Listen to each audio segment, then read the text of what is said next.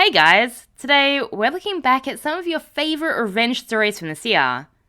So, you've just bought a struggling business. You're going to turn this around and turn it into a profit-making machine. This business's entire revenue relies on the rare expertise of one employee. What do? A. Have the other employees learn from this essential employee, reducing risk and ensuring longevity of the business. B. Try to ensure that this employee remains happy at the company and strengthen their loyalty. Or C. Fire them, because only managers should be paid well.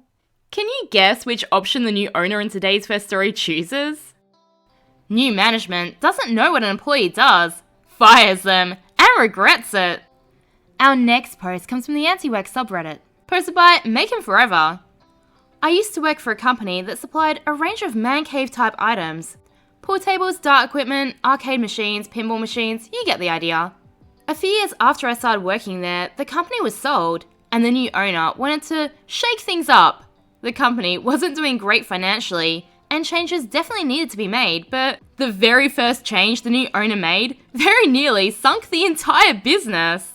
At this point, I shall introduce you to John, not his real name of course. John works somewhere between 10 and 80 hours a week, turned up and left at completely random times, hardly ever spoke to anyone, and spent all of his time hidden away in a little room in the back of the warehouse. John was also the highest paid non-managerial employee. The new owner didn't like this and, within a few days of arriving, had told John that he had to start working regular hours like the rest of his employees. John refused, and 2 weeks later, John was fired. This was a mistake. You see, nearly 50% of the business income came from the sale of pinball machines. However, almost none of that was from brand new machines. Almost all of it came from classic models that had been repaired and refurbished. John was the only reason why the company could do this. He was a pinball fanatic and had spent decades building up a huge contact list of other pinball fanatics all around the world, and had a damn near encyclopedic knowledge of these old machines. He had an uncanny ability to track down any model, no matter how rare, anywhere in the world. He could find machines that only had a handful made, several decades earlier, machines that never existed in our country, and even a few machines that never officially existed and were pretty much just rumours. When he got his hands on them, he knew everything there was to know about the electrics and mechanical components. He was a skilled woodworker and could repair cases so well you never knew they were damaged. And he was an amazing painter and could bring the artwork back to life, repaint sections that were completely missing, and get the machine looking like it's never been touched. His workouts were erratic because some weeks he only had one machine in his workshop, but others he'd have a dozen of them. His pay was also high because the machines he worked on were sold from anywhere between £5,000 to £30,000. After John was fired, new orders started to pile up, and old orders stopped being filled. The new owner panicked. He ended up paying for an electrical engineer to repair the internals, an artist to restore the artwork, and a carpenter to fix any damage to the exterior. Those three combined were costing the company more than John's wages, and the standard of their work was nowhere near what he could produce. That wasn't the biggest problem, however. He tasked one of the office staff with sourcing machines that customers requested, but it was impossible. Because of the reputation John had for being able to find rare machines, almost all the customer inquiries we got were for rare machines. These weren't the kind of things you'd find on eBay. They were the kind of things you could find because you knew a guy who knew a guy who knew someone who owned an arcade in a different country 30 years ago and still had some old machines in his garage. Over the next 12 months, the pinball side of the business went from around 45% of the company's revenue to less than 10%, and the business overall continued to slide as the owner's cost-cutting methods in all areas caused the staff to leave, customers to look elsewhere, and less than 2 years later, the business was closed for good. As for John, he's semi-retired, and now just takes the occasional job when he hears about a machine that's particularly rare, or that he finds exceptionally interesting. And from around half a dozen machines per year, he earns enough to enjoy a very comfortable semi-retirement. Boss can't hire with poor wages, so demotes me instead. Okay, but it'll cost you £1 million. Posted by SparkZ33. A few years ago, I worked at a janky 2-bit company. The boss thought he was Billy Big Bollocks and God's gift simultaneously. He had such a big head, I'm surprised he could get through doorways. He used to drink beer at his desk for lunch and would often arrive at work late. He was also an insufferable muscle bro and walked around as if he was carrying rolls of carpet under each arm. Prick! A few months into my time there, the company began winning large orders. So he asked me to set up a small-scale production line to increase capacity and told me that the new hire will be situated there. I designed it, set it up, and tested that it all worked, and I was feeling a sense of pride with what I'd accomplished. It worked like a dream. I was confident that it would work really well for the new hire. Because I'm an engineer by trade, everything was perfect, and only I knew how to fix the broken stuff. Nobody asked how it worked before making some very detrimental decisions. A while later, there was an issue, and he couldn't hire anyone willing to accept a low wage and boring work. So, Billy Big Bollocks had a bright idea to demote me and make me governor of my creation. No way! Not for 9k less! I immediately started job hunting and told him, if that's your final offer, regard tomorrow as my final day. He panicked as he'd committed the company to £1 million order due for shipping in 3 days. During his alcohol-fueled panic, he told me to write up a highly detailed technical manual explaining the processes for my replacement. The production line includes some precise handwork. Piss off, I can't do that in a day. He also didn't specify what the manual should contain, and considering I had no help with him with this project, just complaints, I thought, F it. So sure, he got his manual. I created Word documents with convincing titles like Technical Manual, Product Version 2.0, and How to Do this precise task. Inside the documents were, for example, the surprise Pikachu face and Bubbles from the Trailer Park Boys looking lost. Then below, just one line of text reading, "This manual contains all the information I could find, or was given." The file sizes would also indicate a lot of text was contained within, thanks to the images. Therefore, at face value, they look legitimate. I saved them to my laptop in an equally legitimate looking folder that afternoon. Early the next morning, I came into work to collect my belongings and do some handovers and found my laptop had vanished. I said goodbye to my colleagues and looked over to see him looking enraged with a beer in one hand. He was so angry that he didn't even look up from his desk. A friend told me later that the company missed the production deadline despite him working 12-hour days to try to catch up. Apparently, the client was extremely pissed off. Don't screw over good people, prick. Down in the comments, Element Field says, people like that will say, it takes money to make money when talking about their new car purchase, but not when thinking about a critical component to their business, like the person who makes it all work. Yeah, he didn't even need to give OP a big pay rise, just not cut his pay after he increased the value for his company. After he quit, OP should offer to contract for him at contracting rates. Hey, if they won't give you a pay rise, make them. I'm leaving my husband without telling him why. Our next post comes from the Best of Redditor Update subreddit. Posted by Deleted. I found out that my husband was planning to have an affair with a woman from his company that works for another branch.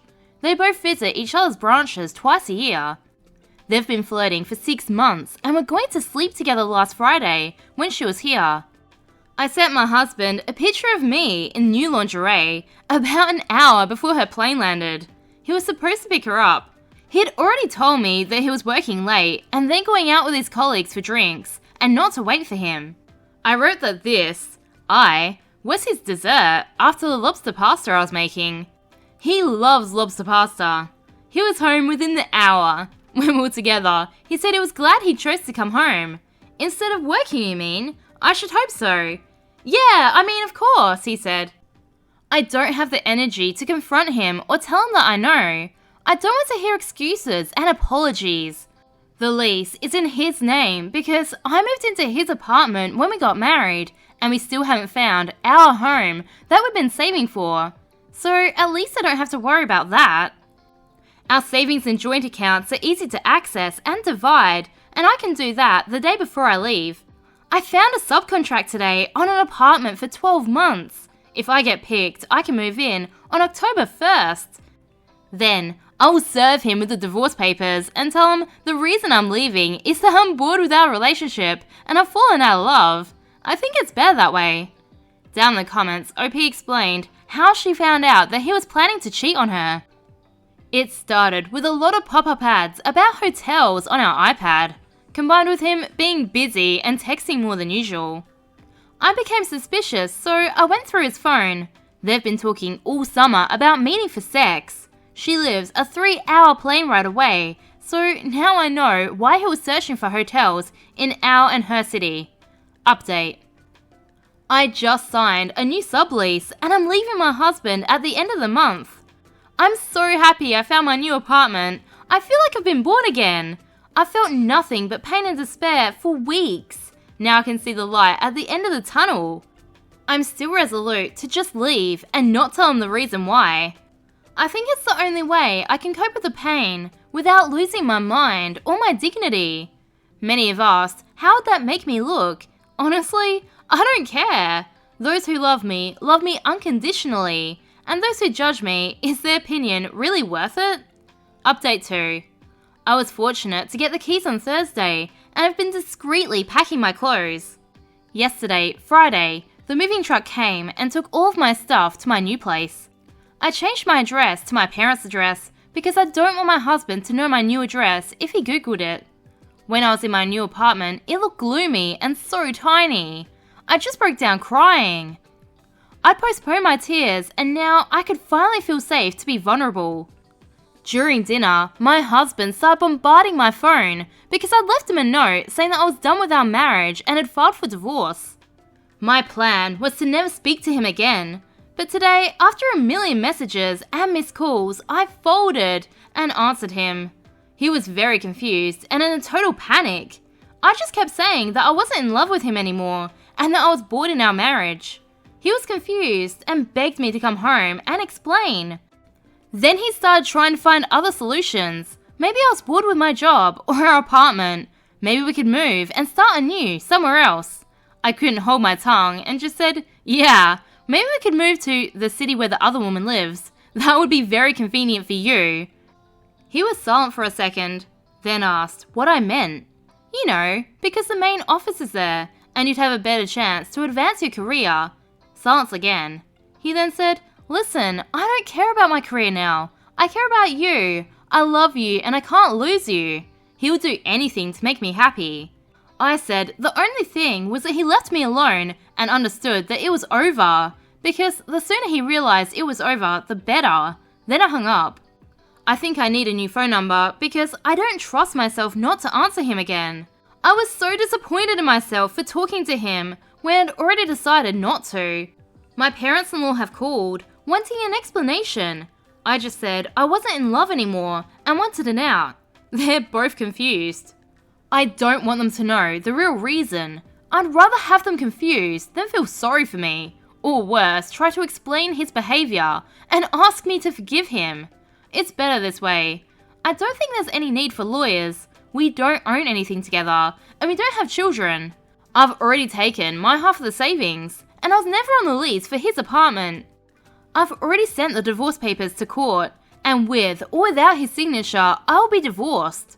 In 6 months if he signs 2, or 1 to 2 years if he refuses, and I submit a new application every 6 months. I've lost weight and now I want to divorce my husband. Our next story comes from the Relationship Advice subreddit, posted by a throwaway account. I'm 28 female and my husband is 29 male. We've been married for 5 years and together for 7 years. We also have a 3-year-old child. After having the baby, I struggled a lot with losing the baby weight and adjusting to being a parent. I also had the baby blues at first, which was tough. I wasn't really focused on my appearance and instead I was trying to figure out our new routine and way of life. But then, my husband started making these little comments about my body and how I should start working out and wearing makeup again. It made me feel really awful and I worried that he might start looking elsewhere because we weren't being intimate anymore. He even suggested hiring a nanny so I could have more time for myself, but I wanted to be there for our baby full time, so I turned down the offer. That made him angry and he started acting cold towards me. Months went by without any hugs, kisses, romance, or any kind of affection. My self-esteem hit rock bottom. Every time I looked in the mirror, all I saw were the flaws that my husband pointed out. By this point, our son was already 2 years old, and I desperately wanted to win my husband back. I thought that if I got into shape again, he would show me love and affection, and our marriage would be saved. I craved his attention so much, and it hurt how much things had changed, but you can't force someone to be affectionate. I took matters into my own hands and hired some help. With more free time, I started going to the gym, taking swimming classes, which are amazing for your back by the way, getting my hair and lashes done regularly, and eating healthier. And guess what? I lost a ton of weight, and I feel amazing. Suddenly, my husband started touching me, kissing me, buying me flowers, and treating me like the complete opposite of how he treated me before. You'd think that'd make me feel better, but for some reason, it made me feel worse. All I could think about were the hurtful things he said to me when I was at my lowest, and how cold he was towards me. I get that you can't force attraction, but why couldn't he just hug me or give me a kiss on the cheek, even when I was overweight? Why couldn't he love me as a human being and the mother of his child? When my self-esteem came back, I got really angry at myself for putting up with his behavior for so long. A few days ago, I told him that I wanted a divorce because I don't think I can move past how badly he treated me. He apologized and promised to change and prove that he can do better. But honestly, I'm not sure if I can trust him again. What if I gain weight again or have to deal with health issues? Will he treat me like garbage again? I've talked to some friends and family about the whole situation, and some say I should give him another chance, while others say I should leave him. So I'm turning to Reddit for advice. Am I justified being upset over this? Do you think it's possible for my husband to change his behavior for the long term, or is divorce the right move here? OP brings up a really important point. What if you get ill? Or literally just get older? Apparently his love for you is conditional on your looks. Plus, treating someone like that, who's going through a rough time, especially after birthing your child, says a lot about the kind of person he is. I don't blame you for falling out of love with him. Am I the a-hole for kidnapping my baby and causing my husband to have a panic attack? Our next post comes from the Best of Reddit or Update subreddit. Posted by Edition of Familiar 655. I, 29 female, recently started working again after having my daughter 4 months ago. Daycare is too expensive, so my husband, 35 male, reluctantly agreed to stay home. It's important to note that he's been unemployed since 2021. He receives benefits. It's also important to note that he's extremely lazy. He doesn't cook, clean, or help out in any way. I was nervous about leaving her home with her father, but I had no choice. When I came back from work, she was clean and sleeping. The next few times I came home, he was either playing with her, feeding her, or out for a walk with her. I was happy. A few days ago, my neighbor told me that as soon as I leave, the baby cries, and she cries for hours. My neighbor said she knocked on our door, and he finally answered it. He was sleeping. I've concluded that he sleeps all day, and right before I come home, he pretends to care for her. So, I decided to take the day off work. I left home at my regular time, waited 30 minutes, and then went home. Sure enough, he was fast asleep with his stupid noise-cancelling headphones on. I went to my daughter's room, scooped her up, and took her to my friend's house. I waited about 2 hours, and then I finally called him to tell him that I was coming home early. He called me back saying he can't find the baby and told me that he was going to call the police. But before he did, I told him what I did. He called me an a-hole and a lot of other words too. When I got home, his mother was there, calming his nerves because he had a panic attack. She also called me an a-hole. My husband decided to sleep at her house. Family members are telling me that I'm a terrible person. I know it's extreme, but I don't know if I'd call myself an a-hole. Update 1. The last few days have been crazy. Once I finally told everyone what happened, many took my side. But my ex-husband and mother-in-law still think I'm a jerk. My friend allowed my daughter and I to move in with her, which is very nice. We were living in a bad area before, so this can be a fresh start. My ex-husband hasn't asked to see his daughter for the past week. Online, he's saying how I ruined his youth by trapping him with a baby. His youth? He's 35! I guess he is acting like a baby though. I don't care anymore. I'm in a nice routine with my daughter now. I took her to the hospital and they found signs of neglect. I explained the situation and the doctor advised me to press charges against my ex-husband. I think I will. But I am safe and my daughter is safe. Update 2. My ex-husband wants me to surrogate for him and his girlfriend because her body is too perfect to ruin. A few months ago, I made a post about my ex-husband. Since then, we've had little to no communication, except through a third party because we have a daughter together. He does absolutely nothing for her. He asked for full custody because he didn't want to pay child support. I finally got him to agree to supervised visits and zero child support. The last 3 months, I haven't spoken a word to him, and he hasn't seen our daughter. But recently, he's been telling me all about his hot 18-year-old girlfriend. We did agree to tell each other about our relationship since that person would interact with our daughter, but he's always accidentally sending me nudes or bikini pictures of her, or accidentally sending me messages meant for her. The other day, he told me that he wants to have a baby with her. He's irresponsible and she's immature, so that would make horrible parents. But he wants me to carry their child. Why? Because her teenage body is so hot and sexy, and I'm old and used.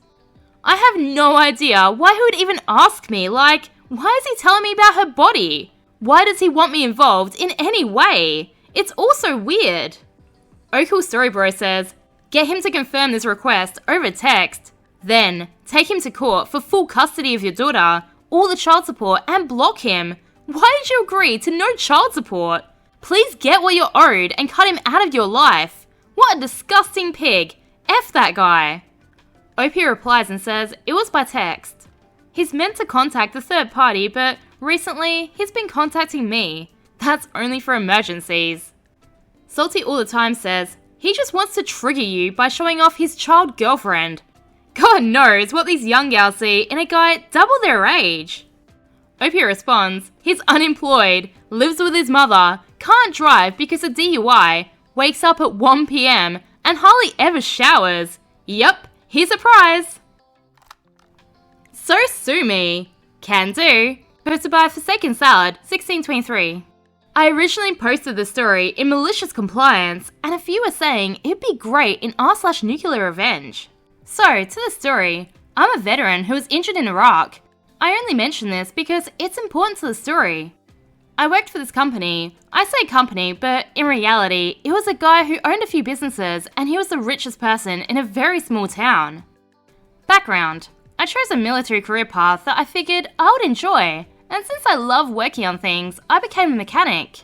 It offered a great sign-on bonus. I went through basic, only ever spending money on necessities, so I saved up quite a lot. And I saved even more through advanced training. By the time I was done with both, I still had half my sign-on bonus and almost an entire year's pay in my bank account. At my age at the time, most would have splurged, but I invested in the stock market, Bitcoin, and paid off my parents' house. Long story short, when I discharged, I was pretty comfortable, even after a nasty divorce. After my divorce, I worked to recover what I'd lost, and then just to keep busy. After a decade of this, I decided to set roots in a small town since it'd be nice and quiet. I bought a small house and saw a Help Wanted sign at the local lube shop. I figured it'd be simple work for me and would cover my few expenses. I grabbed an application from the office, getting all kinds of looks from the townies. I'm 6'3", and since I discharged from the military, I stopped cutting my hair and shaving. Also, I have one full sleeve. Most people cross the street instead of walk past. When I went to hand in my application to the bookkeeper, we'll call her Sue, she asked me a couple of questions. She noticed I checked that I was a veteran and put a Y on my application. Later that day, Sue called me and asked if I would come back in to meet the owner. Let's call him Peter. When I arrived, Peter's eyes bulged, but we got to chatting, and my southern charm won him over. He offered me the position and explained that I'd be paid $100 a day and that I'd work Monday to Saturday from 8 to 6, no overtime. But I get a full day's pay, even if we close the shop early for some reason. And I could eat when I could. I had an awesome start and worked maybe a year with no issues. Then, Peter asked if I could help him out by being a relief worker for his other loop shops in neighbouring towns. He said he'd give me $20 every day for travel, and basically, I'd be covering so guys could take days off at the other stores. I agreed and did this for about a year. Then, disaster struck. Peter met Karen and fell madly in love, and in the span of about a month, they were married. He began supporting her and her gambling problem. This is when all of the problems began. One week, I noticed my paycheck was only $250, and I asked about it. Sue told me that apparently there's been some changes, and that I should really speak to Peter about it. Sure, no problem. I called and arranged a meeting with Peter. He showed up with Karen in tow, and when I asked him why my pay was short, he told me it was because of the bad weather and how us closing early affected the business. I would have let it go at that because Peter was a nice guy, but Karen decided to speak. It isn't very fair for us to have to pay you for a full day if you don't work the full 10 hours.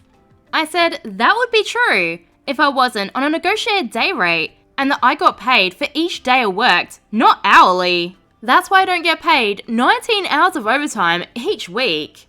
She claimed that's not how it works anymore, that from now on, I'd be paid for the hours I worked and nothing else. Okay, whatever you say, Karen. Fast forward to the next week. We had a week's worth of very busy days where we'll open a couple hours later than normal to finish up with waiting customers. Plus, I gave up one of my days off to cover for a sick coworker. So, when what should have easily been an over $800 paycheck was only $600, I had some questions. I called Peter and asked him what was going on. I only got paid $600. He said, well, that's what we agreed on, $100 a day. I looked at him blankly and asked if he forgot about last week, and he asked, what about it? I reminded him and he just said, it is what it is. Okay, so at this point, I'm getting annoyed, which is when Karen walked up and asked, so, what is he whining about now?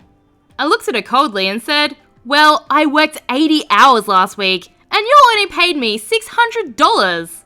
She looked at me and said, you're a contracted labourer, and you agreed to $100 per day, so why would we pay you more than that? I looked at Peter and asked, is that how it is? And he just said, you heard the lady. I went home and convinced myself that I was only working to cover a few of my living expenses, and anyway, the job isn't that hard. The only other options in this small town would be assembling sheds or slinging chickens at the chicken plant. The next week, one of the guys I worked with got yelled at in front of customers by Karen about what she claimed was an OSHA violation. She claimed that as part owner of the company, it is her responsibility to ensure that all OSHA regulations are met. His apparent violation was him wearing tinted safety glasses. Now, this is BS. The bays face east-west, and with how the cars pulled in, the top workers got the sun during the day, and the pit workers got it in the evening. I shook my head as I walked in, and like a T-Rex in a dinosaur movie, it attracted Karen's attention. She shouted at me, "You got something to say, dog?" I just kept walking. I told Sue she needed to have a long talk with Peter before Karen's mouth wrote checks he'd have to cash. And she said, "I just keep the books, don't involve me." So this behaviour went on for another year, and finally, I'm at my limit. On the day I started my malicious compliance, I was in a very bad mood. I had woken up to the news that a good friend of mine, who was responsible for me surviving Iraq, had been taken out by a drunk driver. Not wanting to deal with anyone, I told the shop I'd be working in the pit all day, and to just let me be. These guys had been working with me for a few years now, and knew something was up. I never once thought that this would be a day that I would need to deal with Karen, since I was working at the furthest shop from the main shop, and it was in the opposite direction of the casinos. But I wasn't so lucky. Or maybe I was. Peter and Karen showed up. She stormed into the pit and screamed for Peter to come look at the mess. I had no idea what she was talking about because I always kept the pit spotless and would clean as I worked, whereas a lot of the others would clean at the end of the day. Her complaint was about the oil filters we would use in the day being stacked on my waste drums for easy access, so I wouldn't have to wait for the top guys to hand me filters. I did this all the time, and Peter knew about it and never cared. He came down, looked around, and told me, like he was talking to a teenager, "Clean up this pigsty."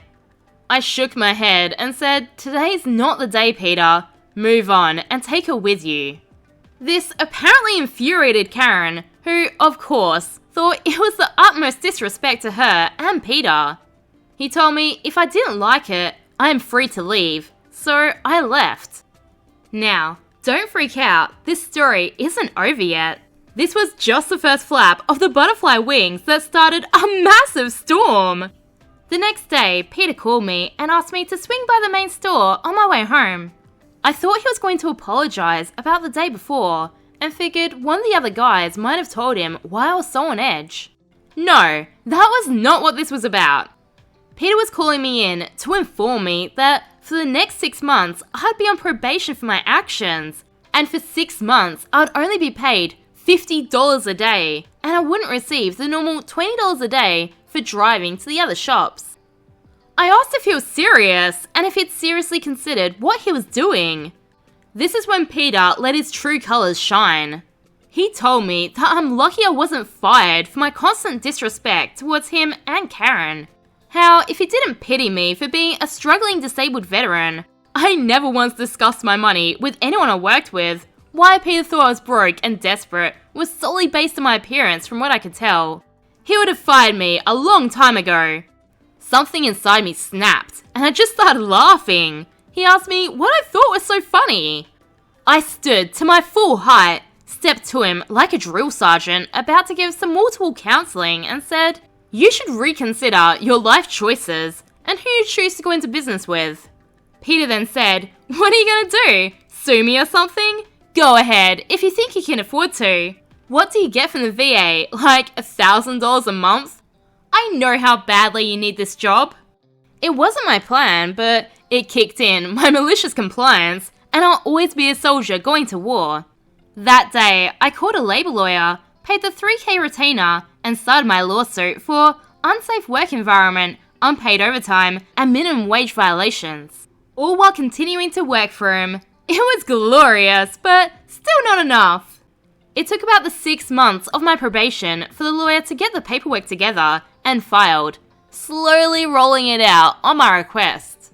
This lawyer was a former Marine, so I think he had an idea of what I had in mind. After everything was ready, my lawyer filed the paperwork, and Peter and Karen were served at the main store while I was at work. They read the paperwork, and the servant for my lawyer stuck around to witness what I knew would be coming. When they read that I was suing them, Karen and Peter flipped. Peter shouted, "I should kick your butt, you ungrateful piece of poo!" And Karen screamed, "You're effing fired, you pussy! I bet you weren't even really in the military." My lawyer's server recorded everything and gave it to my lawyer, who added to the lawsuit unlawful termination because it's illegal to fire an employee because they're suing you.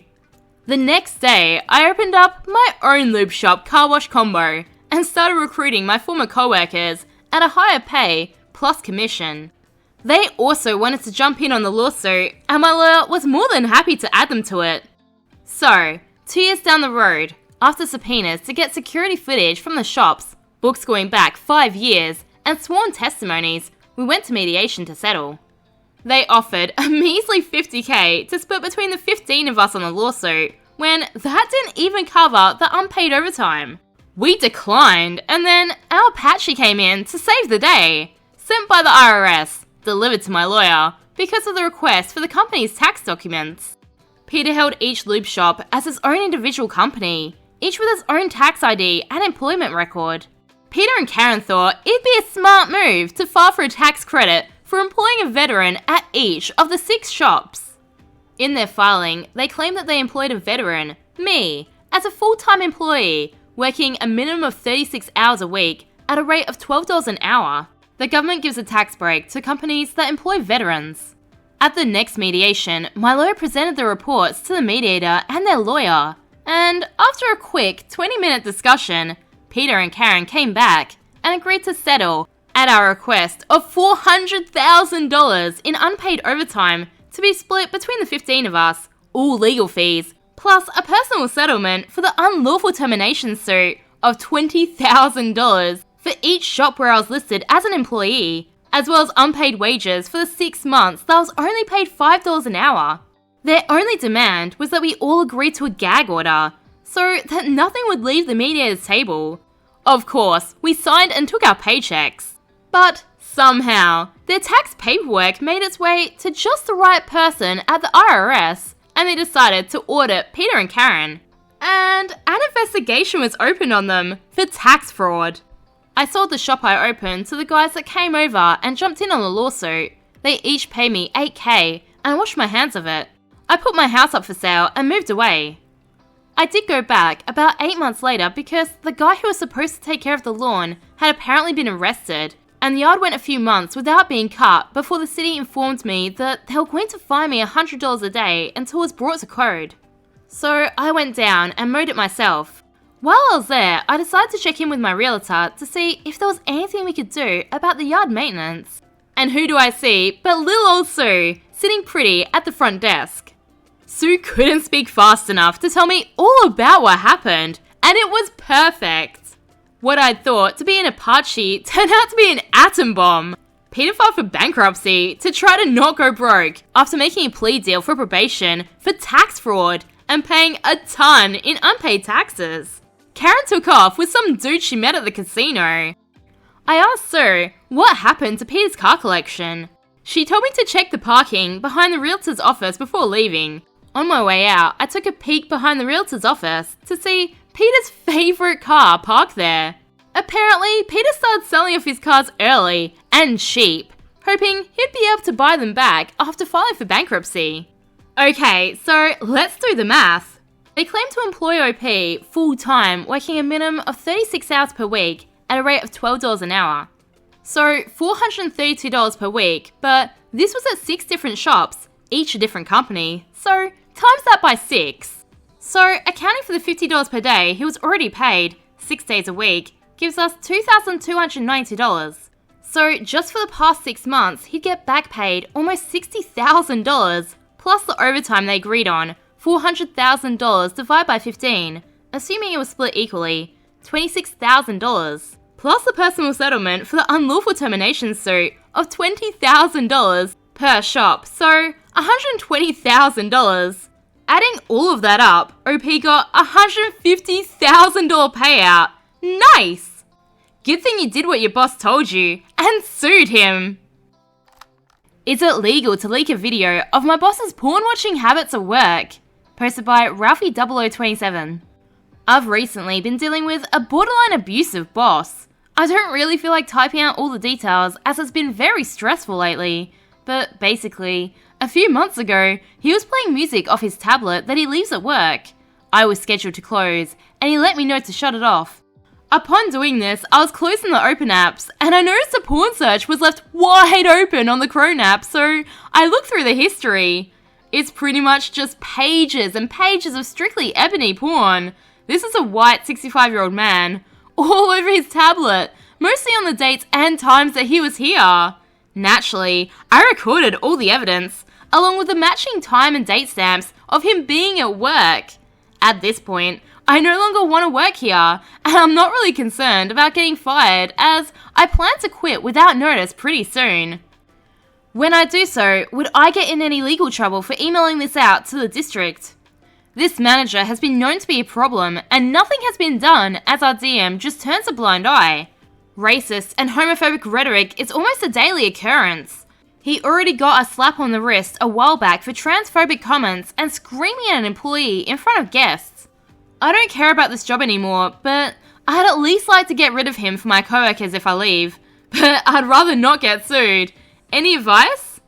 I don't know about the legalities where you live, but at least go over the DM's head and post all the evidence to every email you can find. I mean, it's not like you care about being fired.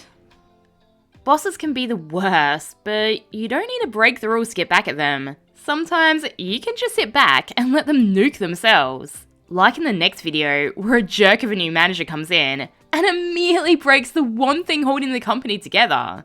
Click here to see that, and thanks for watching!